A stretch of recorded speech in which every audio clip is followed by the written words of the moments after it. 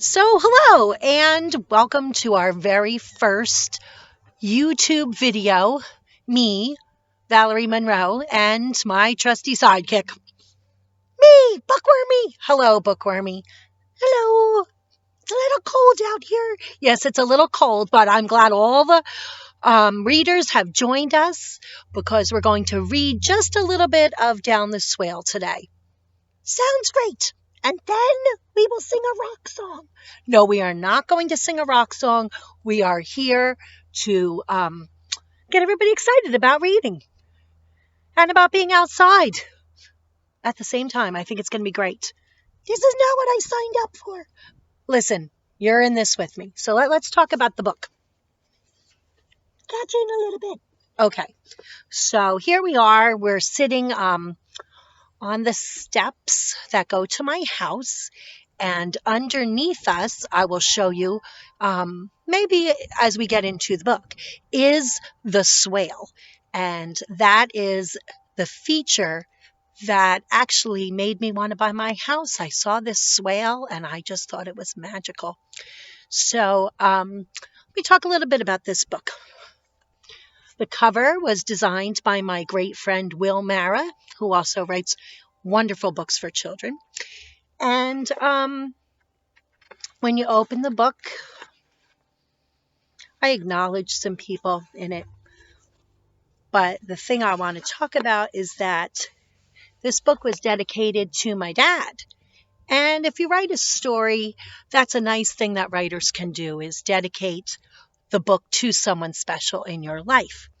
And let me read the dedication. It says, "For my father, and the dearest time we ever shared at the closing of the Pequannock Branch Library, you instructed me to fill a cardboard box to the brim with books, which were only 5 and 10 cents apiece. On that day, it felt as though you had bought me a treasure chest full of gold and jewels."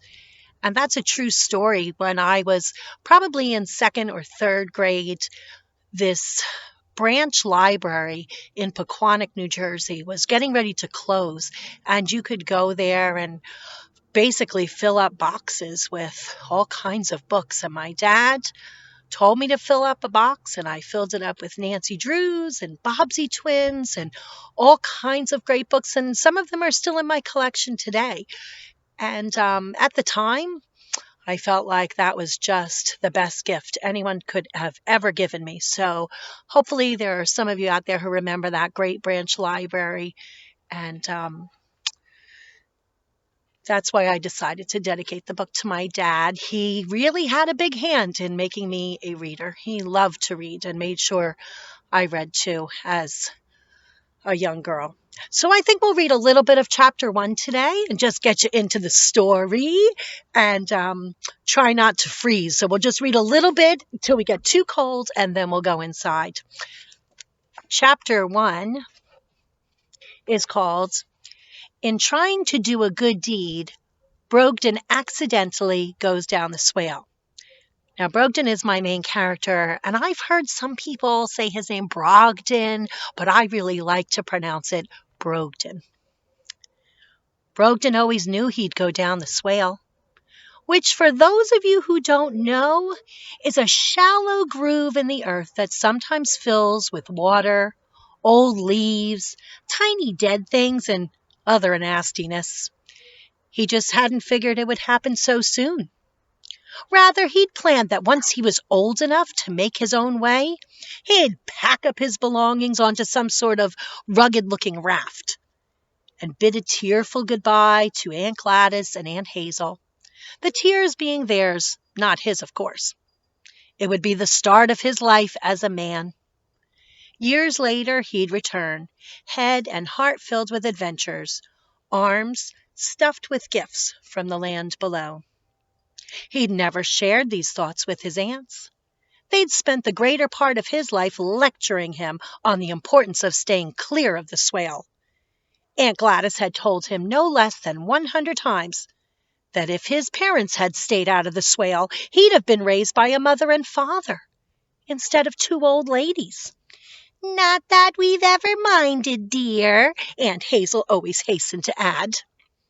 Over and over, they'd rehash that tragic day when his parents, unaware of the danger of the approaching storm, had gone wading in the Swale's shallow waters. Wading is when you're in water just about up to your knees.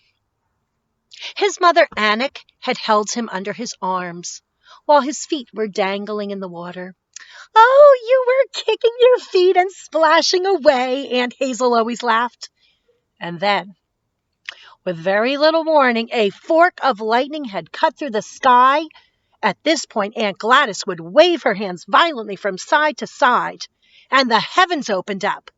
There was thunder and sheets of rain slicing downward, and finally, incredibly, unimaginably, a flash flood in the Swale. Caught in the current, his parents' feet slid out from under them. They tried to make their way to the Swale's bank, but the current was far too strong. Realizing their fate, his father had tossed his only son into the air. Brogden had hurtled toward the bank and landed in the lap of a very startled Aunt Hazel, who'd been engrossed in capturing the image of a violet with her pinhole camera. "Save him! Save him!" his parents had cried as the torrent swept them ever further, until they could no longer be seen, nor were they ever seen by anyone else again. Because he had been so young at the time, Brogden had no memory of that tragic day. However, he often envisioned his parents coming back, climbing up and over the hill and rushing toward him. He tried to picture what his mother and father would look like if they were still alive, and he preferred to think that they were still alive, just missing. They'd be a foot tall. That much he knew, because that's how his people got their name. Foots. The foot-high folks. That's where I'm going to stop for today. And I want you to think about Brogden, that he is only 1 foot high. He won't ever get any taller. And I want you to go look around. Maybe you can find some things in your house that are a foot tall. And try to imagine what life would be like if you were that size. Would you like to see the Swale? Well, tune in tomorrow. I'm going to take you on a trip there. Thank you for tuning in, and we'll find out how our foot-high friend Brogden does tomorrow. Thank you for coming. Thank you, Bookwormy. It's a little cold out here. You think we should go inside? I certainly do. See you tomorrow.